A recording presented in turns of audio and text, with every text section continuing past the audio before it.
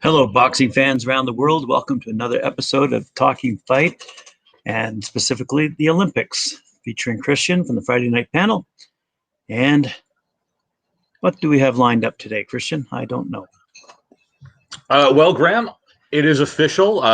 Today's episode is a little bit more about the Olympics in general than boxing specifically, but it is official as of I guess sometime in the middle of the night for us. But as of first thing this morning in Japan, the official Olympic season kicked off. The torch relay for the postponed 2020 Tokyo Olympic Games began its 121-day journey across Japan this morning and is headed towards the opening ceremonies in Tokyo on the 23rd of July. So the relay began in northeastern Fukushima Prefecture. Now, this was the area that was devastated in 2011 by an earthquake, tsunami, as well as the meltdown of 3 nuclear reactors. And the ending result was about 18,000 people losing their lives that year in those combined tragedies. The first runner with the torch was Azusa Iwashima. Look, I'm going to get this one wrong horribly. Iwashizimu. Yeah, I'm all over the map. One more time. Iwashimizu. There we go. Apologies. She's a player from Japan's football or soccer, depending on your flavor, World Cup winning team from 2011. So the opening ceremony for the start of the relay was held at J Village, which is the soccer training site. The ceremony was closed to the public because of fears over spreading COVID-19, but was shown on national television. So fans were told to social distance along the roadsides as the torch passes, and they were also told to refrain from loud cheering. Organizers have said that they will either stop or reroute the relay at any point if crowding becomes a problem during the 4-month-long parade. So they do have some contingencies that they're already taking into account here. So this relay is going to be a big test for the upcoming Olympics, with fear among the public that the event could spread the virus to rural and more isolated parts of the country.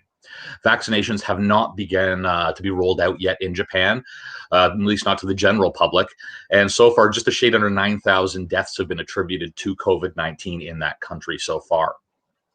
We're going to see about 10,000 runners are expected to take part in the relay, and it's going to be touching Japan's 47 different prefectures. And the relay, of course, is going to be a prelude to the difficulties the Olympics as well as the Paralympics are going to present. With 15,400 athletes entering Japan, along with thousands of other, officials, judges, VIPs, media, broadcasters. Organizers announced a few days ago, as we already discussed, that fans from abroad are going to be banned from attending this particular Olympics as well as Paralympics, as well as most volunteers have also been ruled out. We did cover that there's about 500 that they're still considering right now who have special either experience or skill sets that make them integral to the running of the games. Local organizers and the International Olympic Committee hope that the relay will turn public opinion in Japan in favor of the Olympics. Sentiments expressed in polls in Japan so far have been overwhelmingly negative, with about 80% suggesting either another delay of the games or just an out-and-out cancellation. The relay, the relay and the Olympics themselves both stir fear the event could spread the virus. There's also opposition to the soaring cost of these games that we've covered as well in past. Now officially put at 15.4 billion US. Although through several private audits, it has been suggested that it's as much as twice that amount. And a University of Oxford study says that these are the most expensive games in Olympic history. From the moment that Japan kind of pitched the idea to host these 2020 Olympic Games, its organizers have framed it as a symbol of recovery from a decades-long economic slump, from the devastating earthquake, tsunami, nuclear disaster, as well as the postponement of over the last year due to the coronavirus pandemic. Now, as the organizers press ahead with plans to hold the Tokyo Olympics this summer, the event itself threatens to become a trial from which Japan may take a few years to recover from as well. So far, a series of health, economic, and political challenges have all besieged these games. Even as the organizers decided last week to bar international spectators, epidemiologists warn that the Olympics could still become a super spreader event. Thousands of athletes and other participants will be descending on Tokyo from more than 200 countries at a time where most of the Japanese public will still remain unvaccinated.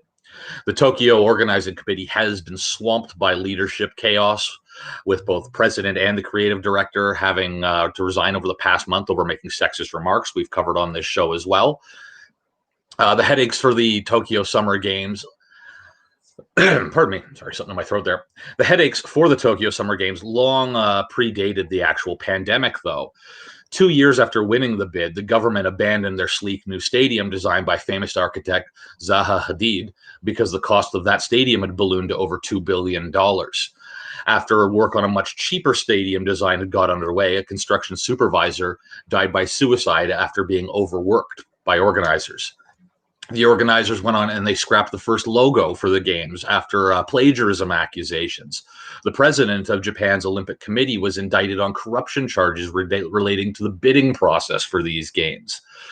Out of fears for the extreme heat in Tokyo in July, the IOC has now moved the marathon to Sapporo on Japan's northern island, and that's over 500 miles from the Olympic Stadium.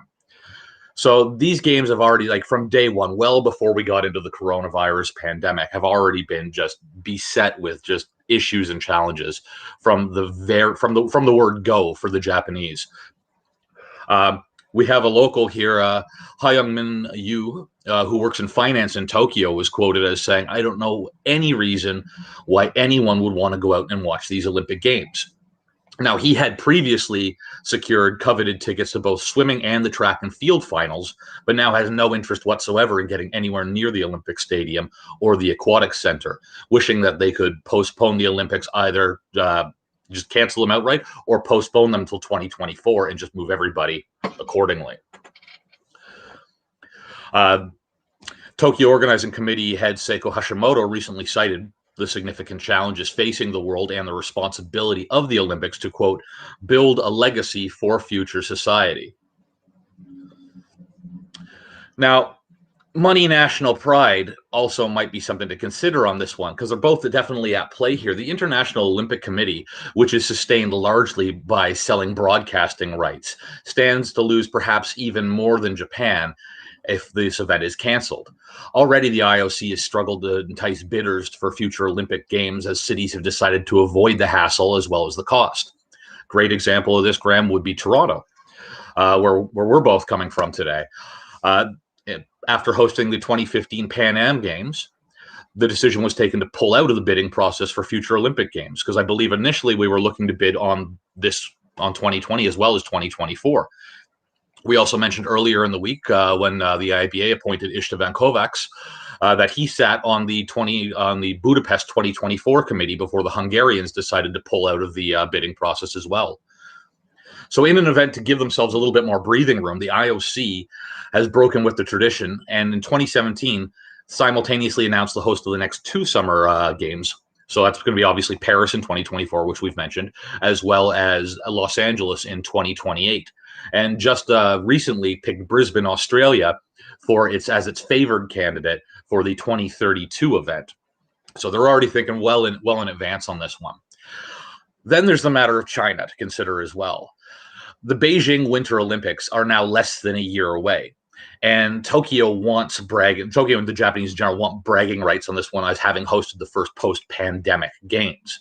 So if the Olympics were to fall through in Japan, but then were staged successfully in China only 6 months later, this gives the Beijing government more fuel to assert that its authoritarian system is superior. So they definitely don't want that. Whatever the outcome of the games this summer, it's going to have profound ramifications on the entire Olympic movement, which has relied for decades upon the idealized promise of inspiration and civic pride to support enormous expenditures and increasingly onerous demands on their host cities. So that's the big news out of Japan today, Graham. There's not a whole lot going on specifically in the world of amateur boxing, and we will get back into profiling some of our some local boxers as well as some Olympic hopefuls from around the world as we get closer into the two qualifying events that are yet to take place. That'll be coming up. But our Olympic season has officially kicked off as of today to what can only be described as mixed reactions. I know we around the world are all pretty happy that it's going forward, and we're looking forward to seeing this. But at the same time, I am pretty relieved that it's not happening in my backyard. Mixed emotions with mixed messaging, with mixed reactions. True on all counts. It must be Well, I don't know. On one hand, there's going to be a lot of people making a lot of money in various capacities over there in Japan and around the world based on these Olympic events, not just boxing, as they have throughout the years. But boy, oh boy, what a conundrum! And I do feel sorry for not only the participants in the Olympics, the actual athletes who don't get to perform in front of a large audience, but certainly around the world, there's going to be, that billion plus televised audience that they often brag about. Not to mention the online audience that's going to augment that, I'm sure, this year. Anyway, great report. Holy boy, that was well researched. Well done. Thank you. A lot going on today. It is our official kickoff, so we thought we'd better take a bit of a deeper look into the first day of the games, so to speak. Yeah, I know. Somewhere right now, somebody is running with a torch in their hand in Japan. Right. Somebody is physically running as we speaking right now, holding that torch. So that's something that we can all look forward to. And I'm sure we can also, you can go online, you can find the footage of that torch lighting ceremony, as well as the entire Japanese women's team actually set off with it. Obviously, we only had one torch bearer, but the team itself set off initially with the torch. And as is tradition, with respect to the final torchbearer lighting the flame in the Olympic Stadium, do you know who that would be? Have they chosen that? That probably has been announced, as just like anything else, the amount of planning that's had to go into this with a COVID-19 restriction. So they have to know who all 10,000 of these runners are going to be well in advance, because everybody who's going to be involved is going to have to still supply negative COVID results and things of that nature. So I'm sure that they know, and I'm sure that we can find out, but I actually have not myself looked into who the actual final torchbearer is going to be this year. But we will find out, and I will let you know that tomorrow. Fair enough. And on that note, we will see you tomorrow. Not only during the lunchtime episode, but in the Friday night panel as well. It is Friday, isn't it, tomorrow? Okay. Tomorrow, well, then we'll talk a couple of times tomorrow. Indeed. Thank you very much, Christian. Oh, most athletes broken to it's lost. Sparkles and out. We've got Big T weighing in, as he does from time to time, coming to us from the UK, I believe, with most of the athletes that he's spoken with. They're saying that the delay has taken a bit of the sparkle out of these games and the excitement. And a lot of that's going to have to do, and I have to agree with Big T here, a lot of that is going to have to do with the fact that we're not going to be seeing fans, as well as anyone else who's not an athlete or directly part of these games, because it's not just the roar of the crowd in the actual stadium itself, although that does help, but also it's not just your support, it's not just your trainers and coaches who typically come with you. A lot of these athletes bring family and friends with them to the games as well, that they're able to take time with and enjoy what is a life-changing experience, and for a lot of athletes, a once-in-a-lifetime experience to these games. So a lot of the Olympic life around not just the participation in the events, but also life in the Olympic Village, getting to know athletes from around the world, experiencing new foods, cultures, friendships, and things like that that you wouldn't necessarily have had. All of that is being taken away from these athletes. And really, at this point, one of the biggest reasons that we're still holding these games, aside from bragging rights and just the financial losses attached to this, is the fact that they want to keep this tradition running. I mean, we don't normally, other than cases of war, we haven't really been in a situation where we're looking at canceling Olympiads. So they don't want to set that precedent.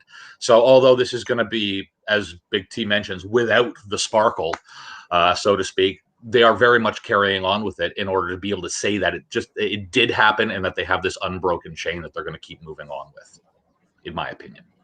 Yeah, well said. I mean, on the bright side, any athlete who succeeds and gets to the podium is certainly going to benefit from a medal, whether it be bronze, silver, or gold.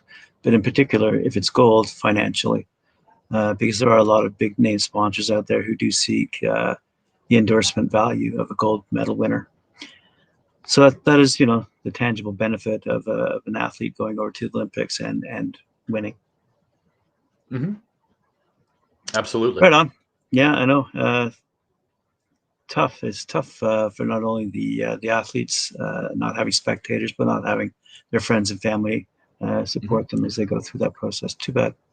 Well, again, Big T here, who is a longtime follower of the show here, who chimes in with us from time to time here. I know he was planning, I believe, on going to Tokyo for these particular Olympics, as his son is looking to qualify in the European qualifier, Ben Whitaker. So, and we will take some time and speak about Ben a little as we get closer to the European qualifiers. We'll definitely run a bit of an episode on him as well. But that's one person right there who's had to cancel their plans to go to the games, who is going to support his son. Too bad. But like I said before, hey, Big T, if you want to come on board and give us some insight personally on this call with us, feel free. Let us know. And if you want to hook up Ben with one of our other hosts who can talk boxing, let us know. Anyway, thanks very much, Christian. Appreciate it. Thanks very much, Big T, for your insight from across the pond, and all the visitors who've come in and watched the show today. Thank you very much, and we'll see you tomorrow. Have a good one.